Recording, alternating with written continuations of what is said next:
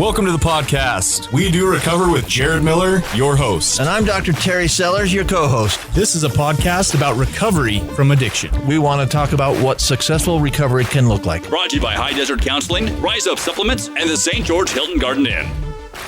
Happy Friday, everybody. Happy Friday. Thank you for listening to episode 125. Today I have a guest I'm pretty excited about. This dude, his government name is Pascual Lozano, a.k.a. Paco. Paco, how are you doing this morning? Pretty good, sir.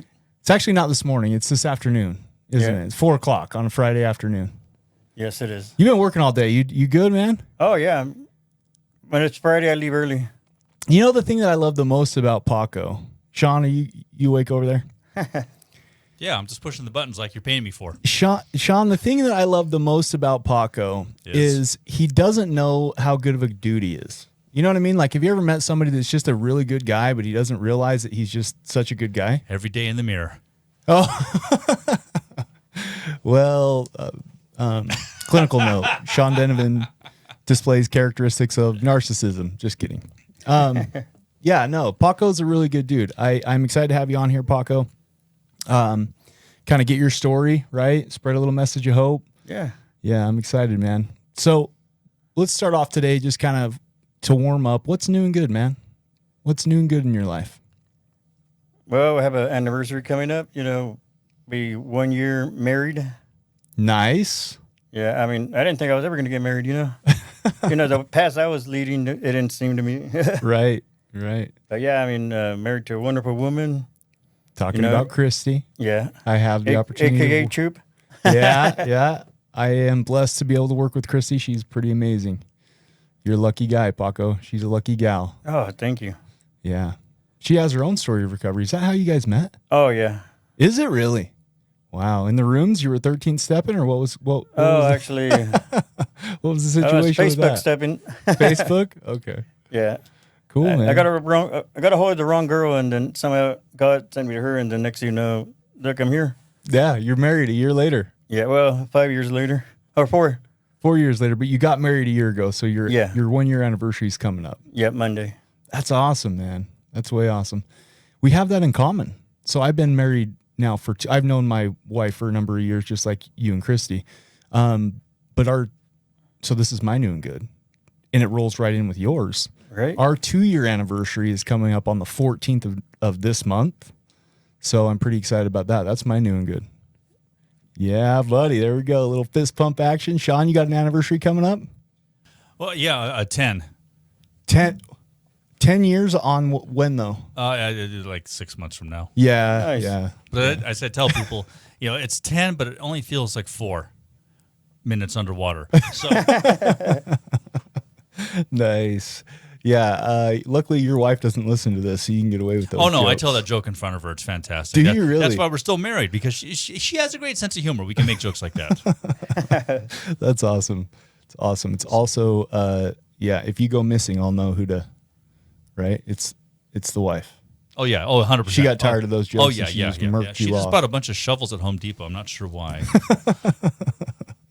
Well, it is gardening season. It is gardening. Yeah, Paco's like, what are you paranoid about, man? It's gardening season. Sean, what's your new and good? What you got going on? Oh my gosh, I have so much happening. Anyway, my wife's birthday this weekend. Nice. So Cool. we're gonna go see Penn and Teller and do the Vegas thing. And then my son is coming home from his Mormon mission, so I'm driving up to Washington State to pick him up.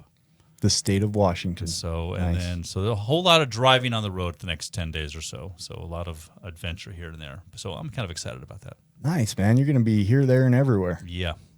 Man, I am everywhere, man. on the road again. I am Just can't wait to get on the road again. Oh, I don't. I'm getting sick of the road, man. Are you? So sick of it. Oh. So we only do these podcasts like every other week in the summer now because Sean is in such high demand. He's always on the road again. Yeah, I got my side gigs. I know, man. You can't have one job in life. You have to have like 5. He's a hustler. Right, that's what I do. Right? Yep, Yeah. yep. Yeah. Paco can relate. He's a hustler too. All right. So we really appreciate the sponsorships of We Do Recover with Jared Miller. Let's get into them. Episode 125 is brought to us by High Desert Counseling. High Desert Counseling is a progressive substance abuse treatment facility with a practical approach. They offer day treatment, morning and evening IOP, continuation of care, and Prime for Life programs. Check out their website at highdesert.help or call them at 435-673-2899. Their facilities are located in St. George and Cedar City, Utah. Episode 125 is also brought to us by Rise Up Supplements. Rise Up Supplements is a nootropic supplement line aimed at optimizing brain function and supporting mental health. They have two powerful blends. Mindful Mood helps decrease anxiety and enhance mood. Mind Shift helps increase focus and optimize brain function. Place your order today at riseupsups.com. That's RISEUPS.com. At checkout, punch in podcast 20 to save yourself 20% off your entire purchase today. Paco, you got a little experience with the supplements, right? Oh, yeah. You're rocking the t-shirt today, Rise Up Supplements t-shirt.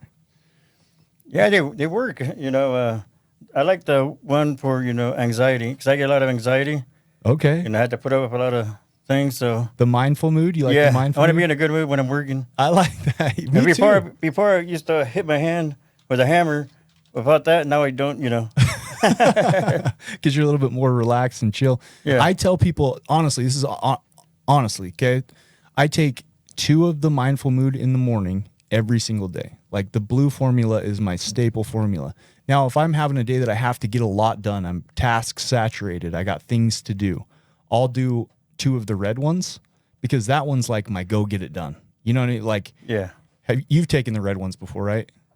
I do it different. I take both of them in the morning. Do you together? Yeah. Okay. But, I might try what you're saying. Maybe I'll do 2 reds and then maybe 1 in the evening. Yeah, yeah. Kind of mix it up, see what I get out of it. You know what I'm saying? Yeah, absolutely. Absolutely. Well, cool. I just figured I'd roll you into the sponsorship mention because Right. I know that you've tried the supplements. You like the supplements. I appreciate you repping it. So, Paco, we've kind of got all the nerves out, hopefully. Oh, yeah. Mostly my nerves out, right? I'm feeling relaxed now. How are you doing over there? We doing okay? I forgot to take my moodful one. You're mindful. Mindful one. All right. So you're on a podcast about recovery from addiction, which tells me that you're a person in long-term recovery, yes? Yeah. What's your recovery date? Well, my clean date is September 26, 2019. Nice, man. Nice. Coming up on 4 years then. Yeah, like in a couple months. Nice. You're a hop, skip, and jump away from 4 years. So let's get that story. Where does that story begin, right? Because, I'm sure you weren't always this put together, sharp-looking gentleman sitting right here a year married. Where does your substance abuse start? Okay, well, I'm going to go back to my childhood, and then from there, I'll bring it, Sure. Just do me a favor. Get a little closer to the mic. There you go. All right, so, I grew up with a family of 5 siblings. I'm the 6th one, and we grew up in Ventura County. I was born in Tijuana, Tijuana, Mexico. Yeah. Very nice. Yeah, and, that's where my genes from partying, I got adapted from that area. So, my whole life, I always... You say my genes from partying. Are you talking about the genetic component to addiction? To yeah, substance for abuse? me, because that's all around me, everybody's partying. It was normal. So it could be part genetics, part culture, or social influence. Yeah. Okay. And, what was I going to do? Nobody else was, playing, going to play softball or soccer or hiking, dude. They were just drinking beer and, doing whatever. Right. So, and, I experimented, liked it, so I stuck with it. At what age? I think, first I smoked a cigarette when I was 10. Okay. And then from there, I kind of experimented at 13. I started smoking a little bit of weed. And then from there, just jumped to occasionally, at 14, I kind of did a little bit of cocaine. And from there, from cocaine, it just blew up. I was doing that for 10 years. Then it jumped onto, meth when I was I think 28. And after that, just been all meth. No more beer, nothing. It just went straight meth. And everything just was horrible. Dude, it transformed my life bad. So let's slow that down a second. That is an amazing, right? You just gave me a whole landscape of substance abuse history, which I love and thank you. I really appreciate that you started off with a cigarette at age 10. Here's why. I go and I speak at high schools to do education pieces, right? And I always ask the high school kids, I say, what is the number one abused substance in the United States? And people throw out methamphetamine, heroin, marijuana, right? Nope. The number one abused chemical in the United States is tobacco. Yes. But not a lot of people know that, and it surprises them. And I like to, fool the high school kids who think they know everything. So that's always my little like inside. I'm feeling joy as they get it wrong, right? But it is. Nicotine is the derivative from tobacco. That's a mind-altering substance. So at 10 years old, you smoked your first cigarette. Would you say that through that, the next few years, was it like, kind of sounded like it was more recreational use, and then the methamphetamine, once that kicked in, that was like dependency? Yeah. Well, I'm going to go back to the cigarette. So I stole the pack from my dad. I hid behind a tree around an elementary because the school was right in front. So around the corner is a little bush. I hid. Me and the buddy were smoking. I got lightheaded. I that triggered me. I liked it, and from there, like you said, then goes the next substance and another. Do you remember Paco at 10? Do you remember Paco at 10? Yeah. Like, why a cigarette? What was so interesting about it? My dad smoked. Okay. So and then you see it on TV. It looks glamorous, right? Yeah. Sure. In the 80s, everybody was smoking cigarettes. It looked cool. So I was like, you know what? I'm going to try it. So you also just kind of dated yourself. How old are you there, Paco? I'm 44. Okay. So growing up when you were around 10, it was in the 80s. Yeah. So you were used to seeing the advertisements on TV. Joe Camel. Oh, yeah. Sean Denovan, you're kind of an older cat. Do you remember Joe Camel on TV? Actually, I remember when they said no more cigarette commercials on TV. That was a huge thing. There was like a big thing, I want to say mid 80s, and they said no more television advertisements for tobacco. So Joe Camel was just on the billboards. Got ya. By that point. Well, apparently in Tijuana, he was still on TV. Well, right? Tijuana. I mean, hey, I don't know, man. Well, yeah. Well, I wasn't living in Tijuana, but I was brought here when I was 1. Oh, really? Yeah. So my whole, I was here 1. I'm pretty much an American, but I was born over there. Paco, that messed me up, and I apologize. No I worries. thought you meant you grew up in Tijuana. Okay. So you were born in Tijuana. Yeah. And you came to the United States when you were 1 year old. Yeah. Got you. Okay. Now I'm on track, buddy. Now I got my timeline down. So when your parents, to be fair, moved to the United States, did they come to Utah? No, they went to Ventura, California. They went to Ojai. That's where I grew up. So they went to LA, then they went to Ojai, and then from Ojai stayed there for like 30 years. Got you. Yeah. Okay. And that's where you experienced the culture of people were drinking every day and smoking pot and all the different chemical abuse that you described. Yeah. Okay. All right. So take me to about everybody. I feel like here's the thing that a lot of people, I'm going to get real geeky for a minute. The thing a lot of people don't understand, or they have the misconception of, there's a difference between substance use and substance abuse. Does that make sense? And let me kind of break that down for a minute. Naturally, most people that don't understand the disease of addiction, they go, well, wait a minute. I had a few beers in college and I smoked some pot in college or high school and I didn't become addicted. It's not a disease. It's just willpower. You just got to have enough willpower, right? And what they're talking about is recreational use. Does that make sense? They're talking about kind of like experimental, recreational. At that point, it hasn't become a physical dependency, right? Yeah. Which is common for a lot of people. Now, why does it become a physical dependency for some people and some people not? That's a great question. If we could figure that out, we'd all be millionaires, right? I think a lot of it has to do with, like you said, culture, influence. I see Sean grabbing for his mic. Do you want to jump in on this? All right, he's waving me off. A lot of it has to do with that genetic component that you talked about. Are you familiar with, in your family, was there like dad, grandpa, his great-grandpa? Was there substance abuse? Yeah, a lot. Okay. My mom only drinks maybe a teaspoon of beer and that's it. Okay. My dad drank, but when we were born, he stopped. So he literally, there was no meetings for him or anything. He just literally cold turkey and kept working, didn't do anything. Do you think that he drank like socially, or do you think that he was like an alcoholic? I think he drank socially. Yeah. See, and there's the difference, right? Yeah. And like you were saying, so, and yeah, on my other part of the family, my mom's side, yeah, there's, uncles that died under the influence of meth, heroin, alcohol, you name it, and I have brothers right now in active use. It sucks, Yeah. and, I mean, I'm just trying to show that, hey, man, come on, try to follow my steps, I know I can't force them, but, hopefully they can see, what, that guy's changing, maybe we can. Yeah. Yeah. You're being a great example to him. And I appreciate you letting me kind of explain the difference, because there is, right? There is kind of a difference. And I think that's why a lot of people don't really understand it or can't get their head around it, is because they have their little experimental days and they think, so then they have a family member that can't stop because they're dependent at that point. And so they draw on their own experiences and go, well, I was able to just stop. Well, okay, you probably use socially or recreationally, right? Versus somebody that it became literally an everyday type of deal. So, well, between 16 and 18, I thought I could use socially, and it turned out to be not socially. yeah, let's go there. So Paco is 16 or 18. Where are you living at the time? Oh, I'm still living at mom's. Okay, still living at mom's in California. Yeah, I graduated. I went to college. I did everything normal. That's why I said I was drinking and I was using drugs.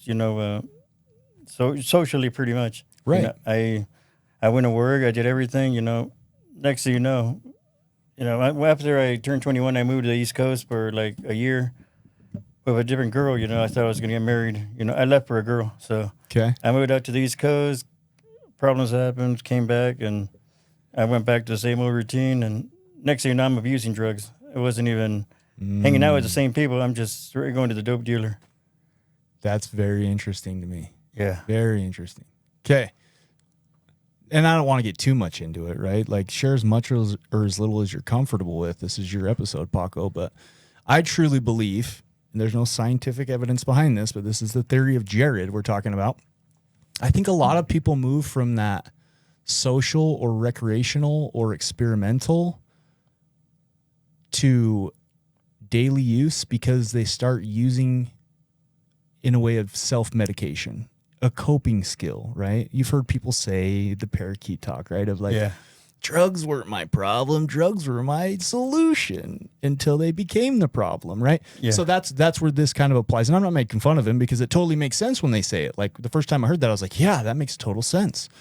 So do you think that it was because of the problems that happened in that relationship that you started leaning heavier into the substance abuse? Well, I'm going to go a little deeper, Yeah, let's do it. When I was 10, and I already shared this before to a lot of people. So, yeah, I was molested. Okay. And I think that was one of the biggest factors. I didn't know for a long time until I actually got in trouble and went to drug court, Right. I did EMDR, did a lot of therapy, and that was a kicker right there. I was like, whoa, dude. I was like, really? Because you'd never addressed that. Yeah, because I didn't say nothing to nobody. Right. I kept it to myself, oh, I'm not going to tell no one. I'm just going to, cover it up with drugs, beer, weed, whatever, Numb it out. Yeah. Eventually they were telling me, well, what are you doing wrong? What you're doing wrong is you're not telling us what your problem is so you can let it out. So I was like, okay. So that's what EMDR did, was when you said, go back to when you were 10, Yeah. I took EMDR like 2 years ago and I was like, whoa, dude, that really worked. I feel a little bit better, the more I let it go, it's just, my life becomes easier. Yeah. Yeah. And I think the more that you can find acceptance around, like, I think a lot of people when they have, and thank you, man. Thank you for being vulnerable and sharing that. First of all, yeah. That's like, oh my gosh, sincerely, thank you. When people can talk about it, like you just talked about it in a way that's not shameful, it's actually pretty brave, right? And they realize that, listen, I didn't do anything wrong as a 10-year-old. That shame and that's not on me. That's somebody else's deal, right? Like, you can't view me poorly because of an experience that happened to me. I was 10 years old, right? And once you find acceptance in that, the healing starts. Yeah. Well, and I did shame myself for a long time. I was, we all don't say do, anything, bro. Well, he go, hey, don't say anything. I'm going to beat you up. Right? We all do. And I get scared. I got scared when I was 10. I was like, oh, whatever. I'm not going to say nothing. My dad would have done something bad. So, Right? we're serious. So I didn't say nothing. Kept my mouth shut till I got into drug court. And that's when the miracle happened. Right. Finally let go. I was like, oh, dude, I feel better. Yeah. Holy cow, Paco, I'm loving this, right? Because it really is like the theory of Jared once again has kind of come around. And I appreciate you going there and being willing to take a look at it, right? Because a lot of times it is that emotional piece that we are unwilling to talk about, we're unwilling to share, that's eating us up inside, and we're trying to escape through some type of substance, fill in the blank. So at 16, you go out back, you go to the East Coast, you come back home, start partying harder, right? Well, actually, it was when I was 21. Okay, I apologize for the timeline. So what did life look like at 21, Paco? Oh, a lot of nightclubs, a lot of hangovers. Okay. I did manage to pass 1 year of college. And after that, I just kept partying and, going to work late, getting fired, the same old routine. Oh, yeah. Yeah. The, what do they call that? Insanity? Oh, yes. Doing the same thing over and over again, expecting a different result. Yeah, I know the routine. Yeah. Yeah. I don't know how I managed to stay in that routine for 28-something years. Habits are a thing, man. You know what I mean? I've been reading this really good book. Anyways, it's not relevant, but Atomic Habits. And it's a really good book, but habits are a thing. So it sounds like for 28 years, you were just kind of in that habit. Yeah. So at 21, you start partying, a lot of hangovers, a lot of stuff like that. The methamphetamine use takes over. How does life progress from that point? Well, I got really, lost cars, relationships, friends dying left and right. Are you working at this time? Because typically methamphetamine, a lot of people take it because they tell the story they tell themselves, or that the chemicals are telling them, right? Is I can get more done. I'm more productive. I get paid more money when I'm taking this chemical. Well, I was a functional user, supposedly. Sure. Okay. Yeah. Did you believe that though? Did you believe in that methamphetamine lie? I looked in the mirror and I totally believed it. Okay. And until I got fired, then I was like, okay, maybe something's going on here. I did try to seek help, like prior in those years, between 30 and 35, in that time span, And I said, you know what, forget it. I'm just going to keep doing it. And are you still in California at this time? Yeah. Yeah. I'm in like Palmdale, Bakersfield, very nice end areas. Yeah. So you got fired. Did they tell you why? Did they tell you because you were using drugs? Well, I fired myself. They wanted me to go drug test, and I walked out. Okay, so they saw the symptoms of your disease, wanted you to provide a urine sample, and you refused. Yes. Okay. Where does it go from there, man? Well, and then I also was partying with my uncle. He worked at a plastering company in Santa Barbara, so I'd be working with him too. I know he'll let me, So I'd be working with him, partying with him, staying up there, staying up over on the weekends, in Santa Barbara on State Street, So it's so getting having to provide a urine sample from an employer and losing your job wasn't a wake up call for you, right? Which I get it, right? A lot of us, it's not. You just switched gears and just started working for your uncle and just kept the lifestyle the same. Yeah, because I knew he'll let me, drink. Sure. He'll let me do dope. He'll let me do whatever, And I, how we're addicts. We're gonna go with the next guy that is gonna help us. Yeah. So that's what I did. So I just switched gears. Like they say, you can't replace one for another. So I just kept, replacing my jobs with another job that will allow me to do what I want to do. Yeah. I get it, man. So at what point were you is this at the first part of your substance abuse, or are we getting kind of towards the rock bottom? I know your rock bottom. You've shared your rock bottom with me. Yeah. And it literally is like a rock bottom by the river rock bottom, right? Yes. So how are we close to that, man? My timeline's. So you're in California working for your uncle. We got about a minute here, and then we're going to go into part 2. Okay. Yeah. So, I've been working with my uncle, and at that time, I don't know what he tells me. He goes, hey, you know what? One day, I woke up and I called him, hey, I can't come in. I'm hungover. Yeah, well, you know what? Don't come next week. I was like, wait a minute. After a guy that said I could go in, do whatever I want to do, be as high as I want, and, I kind of had a resentment. So I quit and went to a different place. I got mad at him. And also there's some other legal deals going on. Right. But yeah. So that's kind of like part one. Got you. It's crazy. The stuff that we do, right? It's everybody else's problem. It's never our problem. Right? That uncle of yours, how dare he, right? How dare he? All right, we're going to get back to Paco and his story leading up to a rock bottom that literally has some rocks down by the river in part 2 of episode 125. You are listening to We Do Recover with Jared Miller and co-hosted by Dr. Terry Sellers. We'll be right back after this short break with more of We Do Recover with Jared Miller. Brought to you by High Desert Counseling, Rise Up Supplements, and the Hilton Garden Inn. High Desert Counseling is an adult outpatient substance abuse treatment facility. We offer multiple services including day treatment, morning and evening intensive outpatient services, continuing care, and Prime for Life. What makes us different is our emphasis on gathering all of the information before enrollment. We do this by offering a thorough evaluation by a credentialed professional. Once we have committed to you and you have committed to us, don't worry, insurance will not dictate your treatment. Lastly, the pretzel effect. We are a brief intervention where we connect our clients to community, mental health, and medical professionals to help maintain recovery for life after treatment. At High Desert Counseling, we strive to be the bridge from active addiction to recovery, community, and connection.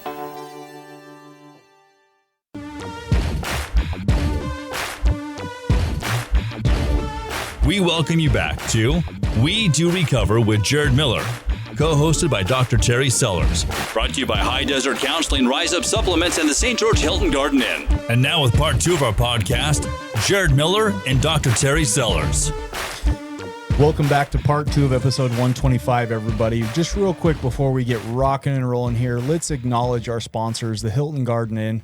It is always sunny and bright at the Hilton Garden Inn. If you're traveling through southern Utah, give them a Google search. Type in Hilton Garden Inn, St. George, Utah. They have amazing amenities. The staff's always great. It's always so clean in there. They're fantastic. They've been for years doing the NA convention down here in southern Utah, right? SWACNA. Yeah. For years, it's been held at the Hilton Garden Inn. So we love the Hilton Garden Inn. Oh, yeah, that was my favorite. They're our people, man. We love them. We love them. So show them some support. We love to support people that support us. You know what I'm talking about, right? We're in this together. So let's show them some support. While we're talking about support, I also just want to take a quick minute and give a shout out to my co-host, Dr. Terry Sellers. He's not here today. He wasn't here last week. That's usually not a big thing because he only comes down usually every other week. But particularly at this point in time, he got sick. He's been like super sick. He's been in bed for like a week. I don't know if it's COVID. I don't know. I called Melody, his sweet wife, and said, "What's going on with Doc? Is he dying on me?" And trying to be funny, kind of a smart aleck, right? And she's like, "He's actually the worst I've ever seen him." And then I started feeling real bad, right? Like, oh my gosh, like, ugh. So thoughts and prayers go out to Dr. Sellers. I hope he gets feeling better. Apparently, she thinks that he just went out golfing and was on the golf course too long. It's been hot lately. Oh, yeah. May have gotten some heat stroke, dehydrated. I don't want to give all of his medical stuff here on the podcast, but the doc's not doing too hot these days because of how hot it is. Somebody save me. So we just want to send some thoughts and prayers out to Doc Sellers. Let's get back into your story, Paco. So right off the bat, man, I just genuinely appreciate how vulnerable and how like open and authentic you've been so far. So you're working in California for your uncle.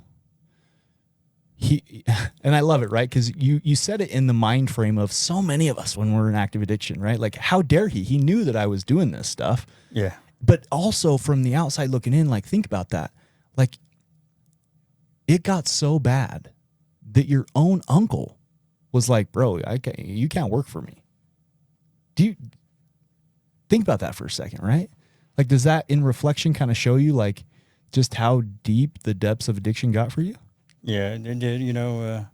Kind of made me mad. But you know what? I did something really bad. I told him, "Here, sign this paperwork. Do me a favor. I want to get a car, and then I'll find a different job." And he was kind enough. He did that. And then me being the addict, I took the car. I already knew I had warrants, and cops were looking for me in Cali. I ended up traveling this way. I was on my way to Ogden, actually. To Ogden, Utah. Yeah, my brother lives out there, so I was going to go, see what's up with him. Somehow I got stuck here in St. George. I ran out of gas at the Motel 6 on the boulevard. Okay. And that's where, things happened for me here. I got stuck in that hotel, met the wrong people. Actually, they were the right people, just the wrong time. So your connection to Utah then from Tijuana, California, now Utah, is you had a brother living in Ogden, Utah. And for those of us, we have a lot of downloads, a lot of listeners from out of state. Ogden, Utah is a city in northern Utah. We are in St. George, Utah, which is a city in southern Utah. They're about, what would you say, 4, 6 You hours go really away? fast, you get there in 4 hours. Yeah, they have a great point, right? You don't take any bathroom breaks and you put the pedal to the metal, you get there in 4 hours. If you're driving conservatively, probably 5. Yeah. Okay. So you ran out of gas. Yep, ran out of gas. Motel 6. Asked the guy that works there, he's a manager, and, I got a lot of handyman skills, so I told, hey, you need a handyman? He goes, yeah. He got me a job really quick. So I ended up staying there, and, then, that's when the miracle of being in this state, started happening. I started meeting all the, the people that were my people, and I still know them, now, most of them are clean, and it's way cool. Okay. So you started meeting people in recovery. Well, an active addiction here. Oh, at the time they were in active addiction. Yeah. So here, I'm going to start. When I got here in St. George, I was at Motel 6. I still haven't met my wife yet at the time. Okay. So I'm going to kind of speed it up on this part. What year? You don't have to speed up, man. We got 20 minutes. What year was this? This is 2017. Okay.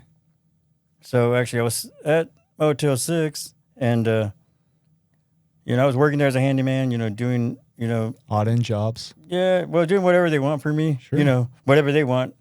So I asked, finally I saw some guys, hey man, you know where I could get some stuff? He goes, yeah, go to my room. So he had a room there. So next thing you know, I met one person, then I met another guy, then another person. Next thing you know, things started, going down a spiral. I brought my ex-girlfriend at the time, and she left back to Cali. I ended up stuck here by myself, and I was codependent, so I needed her there, so I went on a really sick one. Got you. So you leaned kind of into the substances instead of seeking some type of help. Yeah, I guess the substances were my help for a long time. Yeah, self-medication, man. It happens every day. Yeah. Okay, so you're working in the Motel 6. Weird. You can get drugs anywhere, even in Little St. George, Utah back in the time, right? I mean, it's still not very big, but okay. So you're doing the deal. What happens from there? I ended up going on, on a little drug run with somebody. I let them borrow my car. My car got impounded because they got pulled over, and now I'm carless. So you weren't actually with them. You just loaned them your car. Yeah. Got you. And, I don't know what they were doing, but, I didn't have insurance, typical addict. Somebody else's license plate on it. Sure. Yeah. Yeah, and so at that point, I still working at the hotel. That's a good thing. But so I had to find another means and ways to get around town. So I finally ended up getting a car, and I ended up getting pulled over in Dixie Downs, at the McDonald's. After dropping a friend off, I was trying to get back to the hotel, and that wasn't happening. So I ended up going to purgatory for like 30 days. I thought it was like Cali, you're out the next day. And no, it didn't happen that way. Welcome to Utah. Right. Now listen though, what did you go to jail over? Right? Because they just pulled you over. Is it because you didn't have a license? Because insurance? What? Well, did you the have card, dope on you? Yeah. Oh, so possession of a controlled substance. Okay. Well, it was a piece, but it was all clean. But either way, it's still paraphernalia. There was some little bit of residue. Yeah, in it. So they got me with that, and I went over there for like 30 days. Then got out of jail. I tried to go to my own place. I got kicked out. I was like, Motel 6 was like, you're not coming back, huh? Yeah, I'm done. So then I'm homeless at that point. So I ended up going to Switch Point, which Switch Point is a really good place. They helped me out big time. Yeah, we've had the founder of Switch Point, Carol Hollowell, on this podcast. She's an amazing individual. So you went to, and that is our homeless shelter here in southern Utah. It's called Switch Point. They do amazing stuff there. Okay. Yeah, so if anybody wants to go to Switch Point, dude, I recommend it. You know, you got nowhere to go. That place is awesome. They're incredible. Yeah. So I went to Switch Point, was there. They helped me try to, you know, get a bus pass. They got me a bike I could borrow. So I was biking around, you know, finally got a little bit of money. And I ran into another person that at this point, you know, that's when I got arrested. I got arrested again over in Washington. When I was running that bike from Switch Point, I got pulled over. I was just popping wheelies because, you know, nothing else to do. Just on your bike. Yeah. Not even a motorbike, like a pedal bike. Yeah, I was popping a wheelie, but I looked suspect. So they arrested me.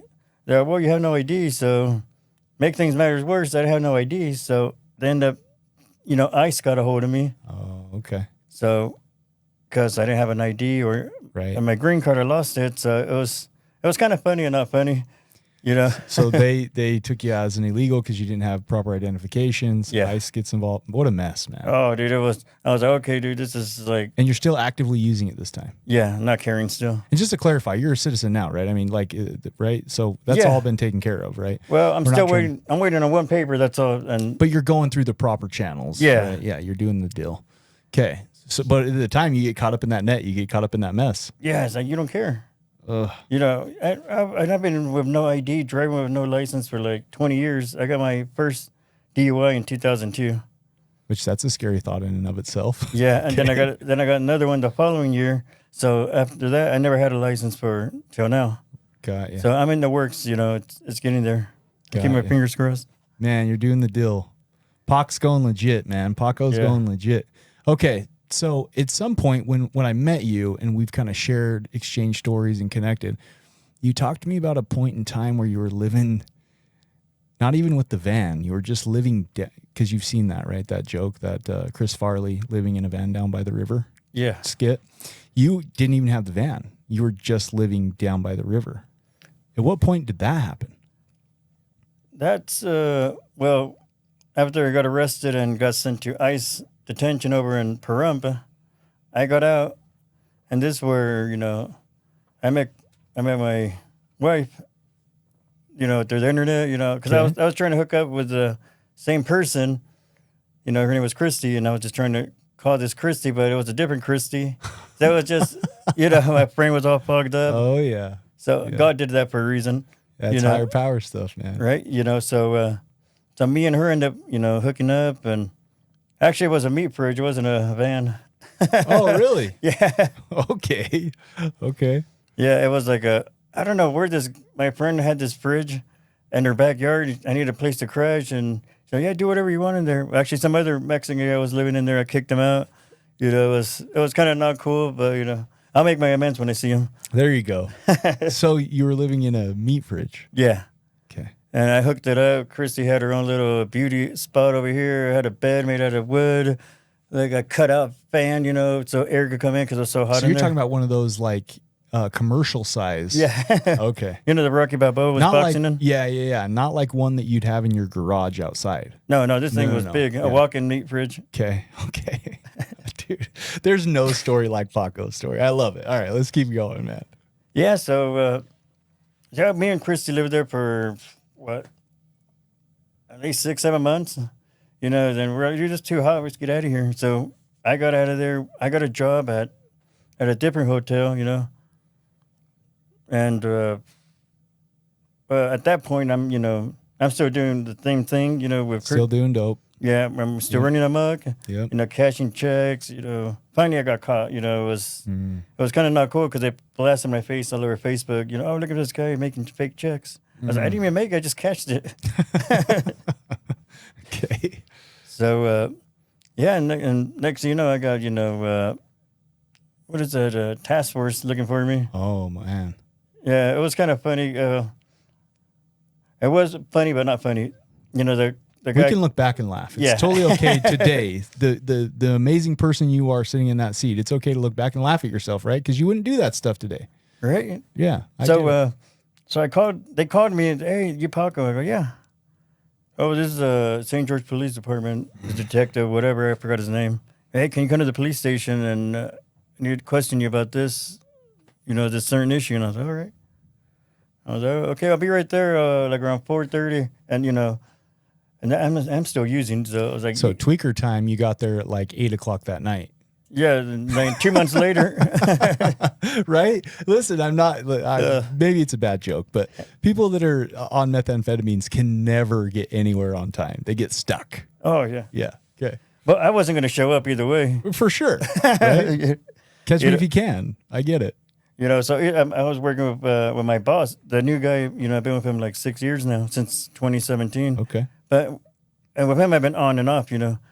But he doesn't know. He never knew anything about me being under the influence or doing any drugs. Right. So I kind of played it off pretty good to him. Because he's a normie. Right. He didn't know the signs. And so either way, I get arrested like a month later at the hotel. We were at the Ramada. I was coming back from the store. I had some chips in my hand and riding my bike. I was like, oh man, all right, it's time to roll it up now. It's a good thing, out of that was like a blessing in disguise, How so? Because they offered me drug court. Now here's the recovery Paco coming out. Did you hear that? It's a blessing. Okay, keep going, buddy. I'm not gonna lie. I was like, man, I don't know if I can do this. Of change. I don't know how I'm gonna do if I change. It's uncomfortable. You're not used to it. Yeah, and I never thought anything about drugs. But now that I got clean, I had to be, like you said, be outgoing and I just followed the rules. I said, you know what, it's my last chance. I don't want to be dead. So at this point, they gave you drug court, right? Yeah. Instead of like a prison sentence or a lengthy sentence. Well, they had for everything they were piling up, they said, oh, I give you 10 years in prison or do drug court. Right. And I was like, well, I don't know if I give you 10 years, I'll do drug court, And then in my head, I'll think, okay, I'll probably, as soon as I graduate, I'll go back to doing dope. Sure. Because at the time, our brains are scrambled eggs. Yeah. Yeah. So I'm just going to sit there, listen, go pee for them, do everything right. And, then somebody said, a seed got planted in me, hidden meetings and, So where'd you go to treatment at? I went to treatment in Purgatory. Okay. No. Cool.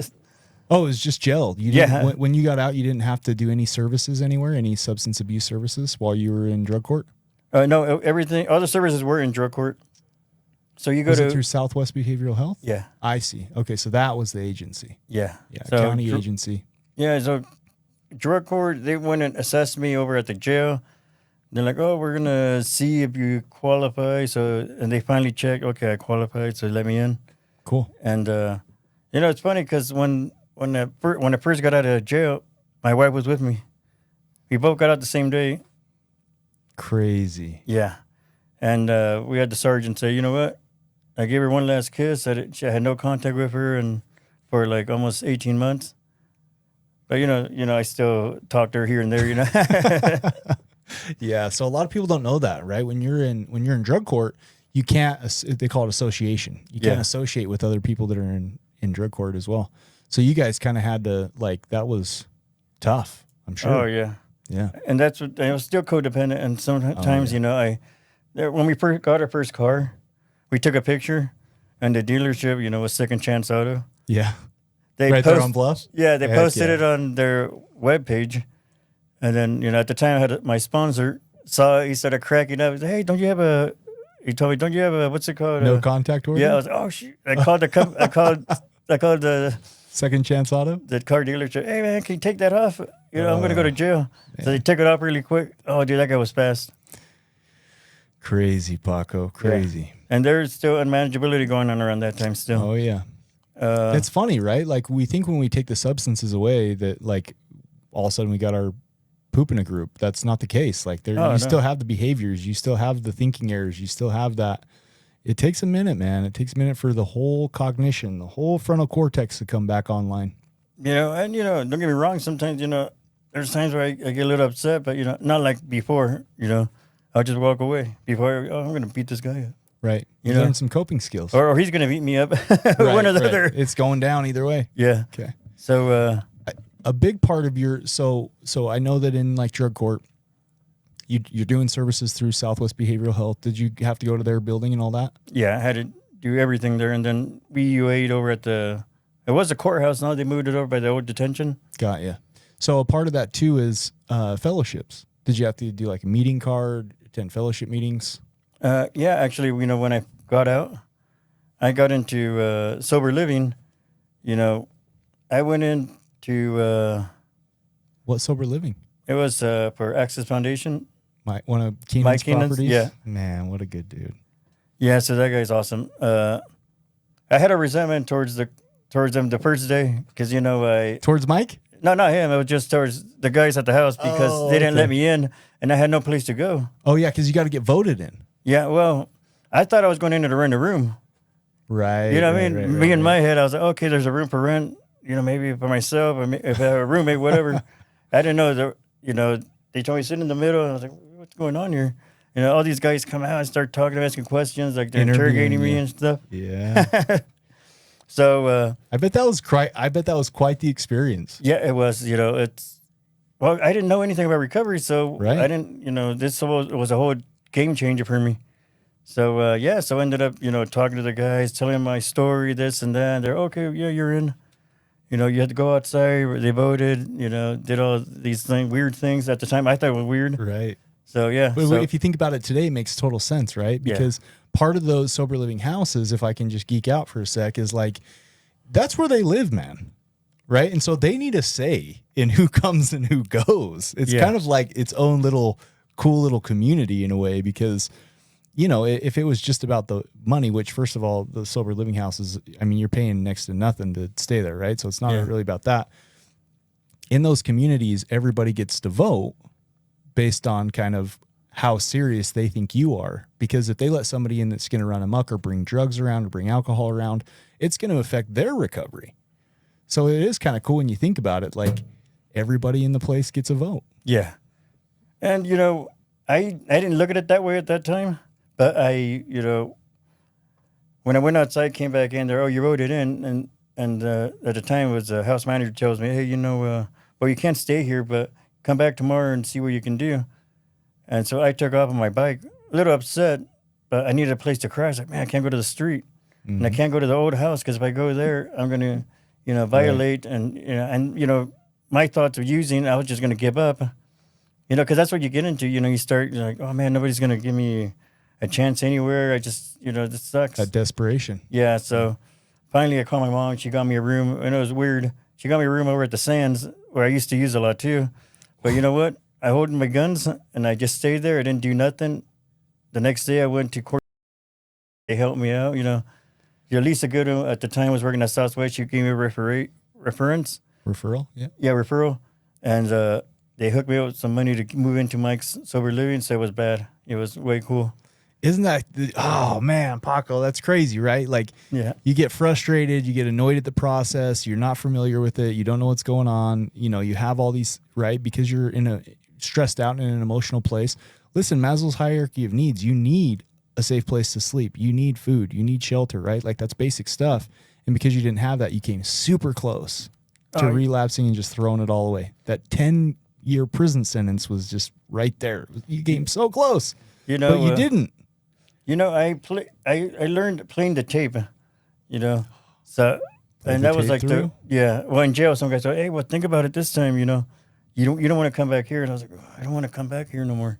In and out sucks, Did you know that's my number one favorite coping skill? Play the tape through. No matter what you're going through, if you think about, okay, if I use today, what's that going to do tomorrow? And the next day, and the next week, and the next month, and the next 6 months, and the next year, right? We're either on an upward spiral or we're on a downward spiral. We got about 2 minutes left here, Paco. When did you complete drug court? 2020, I think. Okay. And it was great. So about 3 years ago. And you said at the time when you first pled in, you were like, oh, I'm just going to do this, and then I'm going to just, go back to doing what I was doing. So here's my golden question for you. Why didn't you, man? You're sitting here 3 years after you completed. Clean today, married to a beautiful wife. Why? Why didn't you just go back? I don't know. I didn't want to go back to that lifestyle. I think, now I got a lot of positive things going on, me and my wife go to church. We do all these things. We got Recovery Revival, got my sponsor. I went to the convention, like a couple of weeks ago, which was awesome. Just life is better. And, this town, I couldn't have been arrested in a better town than here. You know what I mean? Yeah, the recovery community in St. George, Utah is phenomenal. Right? And if I would have got arrested in Cali, I would be doing the same thing. You guys show me love here in St. George. Man. And that's why I'm not leaving. That's so cool, Paco. My heart's so full of gratitude. I appreciate you coming on and sharing your story because it's true, right? Like, I think a lot of us, when we get a little nudge from the judge, a little motivation from the judicial system to seek out services, oftentimes I was in the same mind frame you were. Like, I'll do this I'll comply until I have my own will back, choice back. But I didn't either. And I think it's because of a lot of what you said. My life got better. I didn't want to anymore. I dealt with the stuff that made me want to use in the first place. I kind of took away all that. Sounds like that's the truth for you too. Yeah. It's cool, man. Yeah, my higher power is with me all the time. God's never let go of me. He's kept me alive for a reason. And maybe, I think this is the reason. People need to see what I've done, so they won't make the same mistake. Yeah. Yeah, that's powerful. Powerful. All right. What message are you going to leave our listeners with today as we wrap up episode 125? Well, if I could come out of a meat fridge and have the life I have now without drugs or alcohol, this is a place. You can too, right? It was a beautiful transformation, man. Thank you for sharing your transformation with us, Paco. Thank you, Jared. It was an honor. Thank you for joining us today on We Do Recover with Jared Miller. Help us spread our message of hope. Like, comment, and share. If you have any topics or ideas for future shows, please share that on our Facebook page. That Facebook page is We Do Recover with Jared Miller. If you or a loved one needs help, please reach out to us. Again, thank you for listening. Brought to you by High Desert Counseling, Rise Up Supplements, and the St. George Hilton Garden Inn. The views and opinions expressed on this podcast do not reflect those of its sponsors. This has been a production from A Podcast Studio.